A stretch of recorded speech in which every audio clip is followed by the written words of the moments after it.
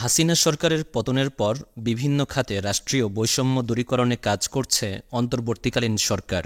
এরই ধারাবাহিকতায় গত ১৭ বছরে যারা বিসিএস ভাইভায় উত্তীর্ণ হয়েও কেবল রাজনৈতিক বিবেচনায় চাকরি থেকে বঞ্চিত হয়েছেন, তাদের চাকরি ফিরিয়ে দিয়ে গেজেট জারি করেছে সরকার। এর মধ্যে ৩৮তম বিসিএসে পররাষ্ট্র ক্যাডারে প্রথম স্থান অধিকারী বিল মারুফ বিন বারিকও চাকরি ফিরে পেয়েছেন। বুয়েটের এই শিক্ষার্থীকে কেবল কুরআনের হাফেজ হওয়ার কারণে চাকরি থেকে বঞ্চিত করা হয় বলে তার মা জানিয়েছেন। বুধবার রাতে গেজেট প্রকাশ হওয়ার পর তিনি এক ফেসবুক পোস্টে এই কথা জানান।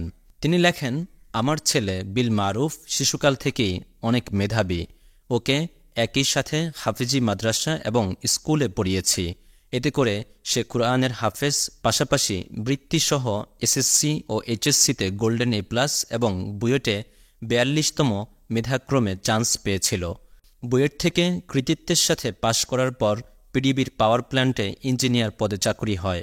এটা শুনে আমি বলেছিলাম, ঠিক আছে, তুই তাহলে পিডিবিতে জয়েন কর, তার পাশাপাশি বিসিএসের জন্য প্রস্তুতি নে।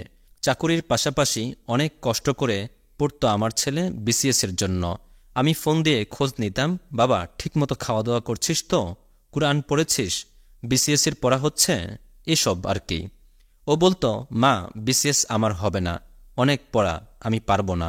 আমি বলতাম, পারবি বাবা, একটু চেষ্টা কর, ইনশাআল্লাহ তুই প্রথমবারেই চান্স পাবি।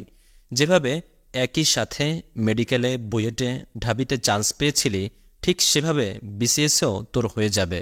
আল্লাহর রহমতে আমার ছেলে তার প্রথম বিসিএসে, প্রিলিতে, রিটেনে ও ভাইভাতে পররাষ্ট্র ক্যাডারে প্রথম স্থান অধিকার করে। ওর বিসিএসের রেজাল্ট পেয়ে ও আমাকে ফোন করল, মা আমি পররাষ্ট্র ক্যাডারে প্রথম হয়েছি। আমি আলহামদুলিল্লাহ বলে কেঁদে ফেলেছি। ফোনের ওপারে ছেলে কাঁদে আর এপারে আমি, দুই মা ছেলে প্রায় ৫ মিনিট কেঁদেছি। তারপর আল্লাহর দরবারে শুকরিয়া আদায় করেছি। নফল নামাজ আদায় করে আত্মীয় স্বজনদের এই খুশির খবর জানিয়েছিলাম। এরই মধ্যে প্রায় ৩ বা ৪ মাস কেটে গেল। সেই বিসিএসের গেজেট প্রকাশ হলো। পররাষ্ট্র ক্যাডারে ২৫ জন ছিল। প্রথম বিল মারুফ বিন বারিক বাদ দিয়ে বাকি ২৪ জনকে গেজেট দেওয়া হলো। শুরু হলো বিল মারুফের মায়ের আনন্দ থেকে কান্নার যাত্রা। স্বৈরাচারী হাসিনা সরকারের মন্ত্রণালয়ে অনেক ধর্ণা দিয়েও কোনো কাজ হয়নি। কোর্টে রিট করেও কোনো ফল হয়নি। আজ ১৪ই আগস্ট ২০২৪ আমার ছেলে সেই গেজেট ফিরে পেল, আলহামদুলিল্লাহ।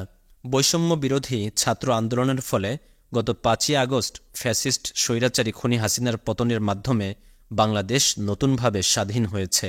নবনির্বাচিত অন্তর্বর্তীকালীন সরকার দায়িত্ব হাতে নিয়ে পচে যাওয়া দেশটাকে পরিষ্কার করতে পারবেন ইনশাআল্লাহ। আল্লাহ আমাদের বাংলাদেশকে রহম করুন। হিংসা বিদ্বেষ ভুলে কাঁধে কাঁধ রেখে চলো সবাই আমরা একসাথে দেশ গড়ি। সকলের অধিকার ফিরিয়ে দিয়ে সুবিচারের দেশ হোক আমার বাংলাদেশ।